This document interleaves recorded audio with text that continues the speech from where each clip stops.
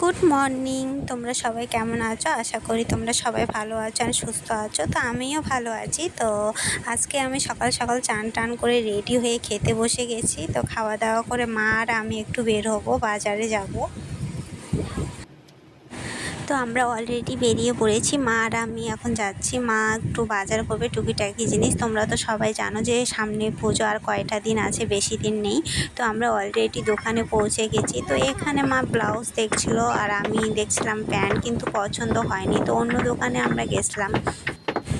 ভেবেছিলাম যে পুরোটাই ভিডিও করে তোমাদের দেখাবো, কিন্তু আমি অন্য দোকানে আমরা গেছিলাম, কিন্তু সেখানে ভিডিও করাতে ভুলে গেছিলাম। মা আরও বাজার করেছে, আর করা হয়নি, আর আমারও টাইম হচ্ছিলো। তো আমি অলরেডি পার্লারে চলে আসছি, মা বাড়িতে চলে গেছে। তো আমরা এখানে সবাই মিলে কলকা প্র্যাকটিস করছিলাম। তো ও প্রথমেই করলো, তারপরে আমি একটু করলাম ওর কপালে। কেননা এরকম করেই তো করতে হবে, এরকম করে প্র্যাকটিস না করলে তো আর পারবো না। কেননা কলকাটা খুব সূক্ষ্ম জিনিস, সেটা তো ভালো করেই প্র্যাকটিস করতে হবে। তো আমরা সবাই মিলে সেজন্য প্রতিদিন গিয়ে প্র্যাকটিস করি।